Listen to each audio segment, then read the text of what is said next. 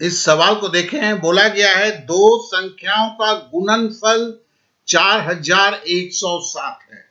मतलब दो संख्या जिसको आप गुना कर रहे हो उससे आपका गुणनफल जो है 4107 है। मतलब a को b से गुना किया तो 4107 है। यदि HCF महत्तम समावर्तक इन संख्याओं में से 37 है, ये दिया गया है। तो ये दिया गया है कि अगर दोनों संख्याओं का गुणनफल दिया गया है 4107 है, ठीक है, और क्या बोला गया है, इन दोनों संख्याओं का महत्तम समावर्तक 37 है। तो अगर किसी दो संख्या का महत्तम समावर्तक दिया हुआ है, जैसे मैं बोलता हूं कि दोनों संख्या का गुणनफल 100 है और उसका महत्तम समावर्तक 5 है, तो मतलब दोनों संख्या में 5 तो जरूर होगा। मतलब पहली संख्या 5x हो सकती है, दूसरी संख्या 5y हो सकती है। 5 का नाम बार बार क्यों ले रहा हूं, क्योंकि वो दोनों संख्याओं की मसा है।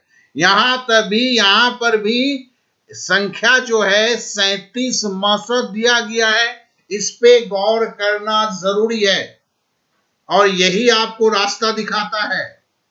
तो यहां जरा ठहर के सोच जाएं, नहीं तो फिर बोलेंगे सवाल देखकर मुझे समझ में नहीं आता करना क्या है। क्योंकि इन चीजों पे ज्यादा ध्यान देना होता है। तो फिर आप बोल सकते हैं कि संख्या जो है वो आपका जो है, अच्छा इसमें से बड़ी संख्या निकालना है। तो संख्या एक क्या होगा, पहला संख्या क्या होगा, हमने बोला 37x, ठीक है ना, कहे कि 37 तो सब में होना है दोनों संख्या में, तो 37x क्यों, 37 मौसा है। और दूसरी संख्या क्या होगी, 37y, ठीक है।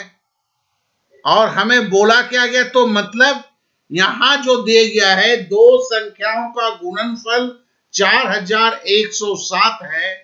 यदि HCF इन संख्याओं में से 37 है तो बड़ी संख्या क्या है, तो इसका मतलब हमें पहली संख्या क्या लेनी है, चूंकि 37 मौसा है 37x लेनी है।